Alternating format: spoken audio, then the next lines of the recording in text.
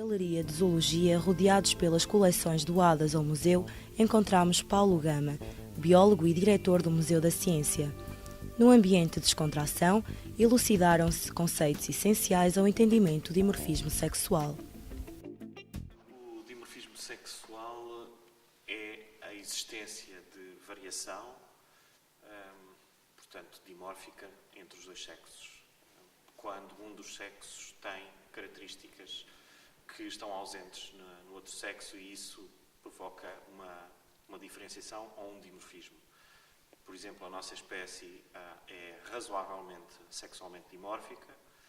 De um modo geral, os homens são mais altos do que as mulheres, têm a maior musculatura, as mulheres têm mamas e têm uma configuração do corpo que também é diferente de homens e dos homens, e vice-versa, e portanto somos uma espécie com um certo grau de dimorfismo sexual e na natureza há espécies onde o dimorfismo sexual não existe e espécies que têm um grande dimorfismo sexual. O dimorfismo sexual pode ser apenas de tamanho e, por exemplo, temos espécies de primatas como os gorilas em que os machos são muito maiores do que as fêmeas e, portanto, há um grande dimorfismo sexual de tamanho. Há espécies onde esse dimorfismo de tamanho é enorme, como em algumas espécies de peixes em que os machos são, na verdade, pequenos machos autênticos parasitas que vivem colados às fêmeas, que são enormes comparativamente com os machos.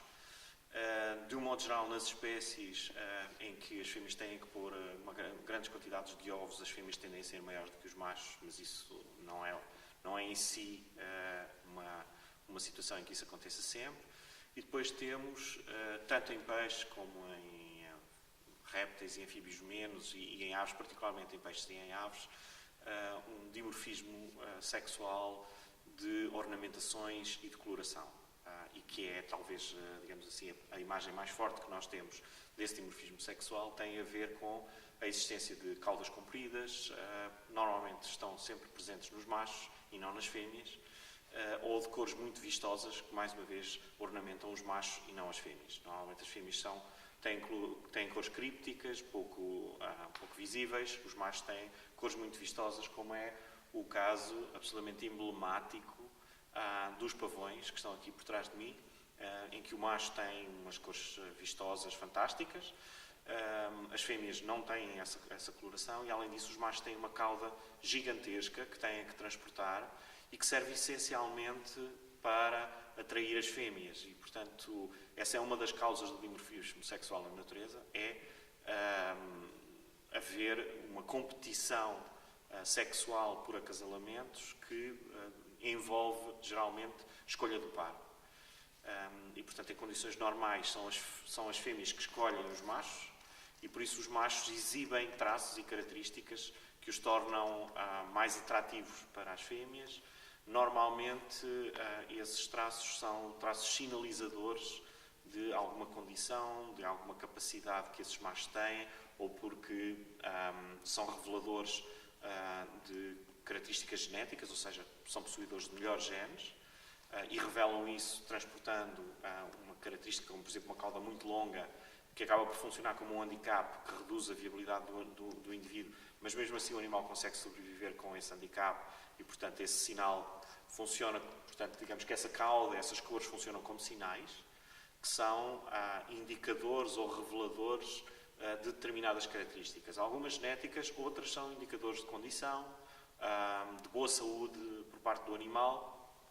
Por exemplo, em muitas espécies, como podemos, por exemplo, invocar os galos, os perus, etc., existem partes carnudas que são muito irrigadas pelo sangue e que também estão presentes nos machos e não nas fêmeas e que são um sinal sexualmente selecionado.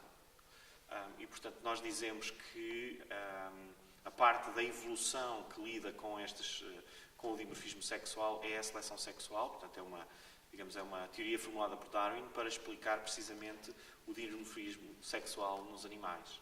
O dimorfismo sexual também pode estar envolvido em competição social. Por exemplo, em muitas espécies existem nos machos ornamentações, em muitas aves, ornamentações pretas, bebetes pretos ou um espelho por cima da cabeça na parte superior da cabeça que é preta, ou como por exemplo no caso do chapim real, que tem uma zona longa preta. Normalmente a coloração preta depende de um pigmento que são as melaninas e está diretamente dependente da testosterona e, portanto, é um sinal, indicador dos níveis de testosterona e funciona em contextos de competição social, ou seja, competição entre machos, pelo acesso a quaisquer recursos que eles sejam. Pode ser alimento, pode ser territórios, etc. Portanto, funciona nesse contexto. Também há indicações que nas fêmeas, em algumas espécies, também podem existir alguns traços que também funcionam em termos de competição fêmea-fêmea dentro dessas espécies, mas isso está muito menos estudado porque é menos perceptível e só nos últimos anos é que começaram a haver investigações tentando perceber de que maneira que alguns desses sinais que são sexualmente dimórficos também podem funcionar no caso das fêmeas. Portanto, esse é um outro contexto. Mas o principal contexto do dimorfismo sexual é a competição sexual. E essa competição, no caso por exemplo, de armas de combate, que nós encontramos nos machos e não encontramos nas fêmeas, como, por exemplo, chifres, dentes, muito estruturas, armações, como nos veados, ou dentro do narval, por exemplo, funcionam para competição intrasexual, portanto, disputas entre os machos, mas, mais uma vez, pelo acesso à reprodução. Ou então, as ornamentações, como as cores vistosas, as caudas longas, etc., que funcionam essencialmente num contexto de escolha do par, e normalmente são os machos que são o sexo mais vistoso e são as fêmeas que exercem escolha sobre os machos. As aves são, em particular, um grupo que tem uma enorme diversidade de situações de dimorfismo sexual, que podem envolver a plumagem, e, portanto, são pigmentos que são incorporados nas penas, podem envolver os bicos, podem envolver, inclusivamente, as patas, e pode envolver partes carnudas. Normalmente, nos mamíferos, o dimorfismo sexual está mais relacionado com o tamanho, ou com a evolução de armas de combate. E temos, por exemplo, os exemplos dos veados.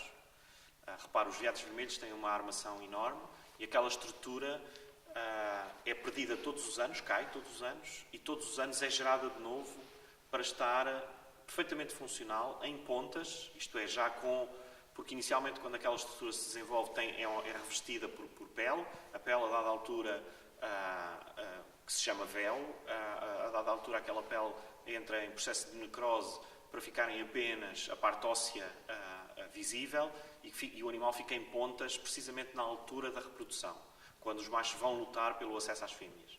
E isso é aquilo que é mais característico nos mamíferos. Portanto, o dimorfismo sexual nos mamíferos é mais caracteristicamente do tipo de competição entre machos pelo acesso às fêmeas, seleção intrasexual. No caso das aves, é mais frequente a escolha do par. E é por isso que nós encontramos mais situações de caudas longas, cores vistosas nas aves e mais dimorfismo sexual de tamanho, armas de combate nos mamíferos. Há répteis que têm também sinalização por coloração e é exatamente por mesmo tipo de causas, embora nos répteis seja muitas vezes envolvido em competição macho-macho, mais do que a escolha do par, mas os répteis estão muito menos estudados a esse propósito. Mas, por exemplo, o grande lagarto que existe em Portugal, o que as pessoas chamam de sardão, é uma espécie sexualmente dimórfica. Os machos não são só maiores, mas como têm uma coloração e umas marcas que são claramente diferentes das fêmeas. Os invertebrados também há dimorfismo sexual e normalmente são situações de seleção intrasexual, competição entre os machos pelo acesso às fêmeas. Ou pinças muito grandes, como acontece, por exemplo, no maior escravelho que nós temos na fauna portuguesa, e que serve essencialmente para os machos lutarem entre si e esmagarem o outro macho pelo acesso às fêmeas.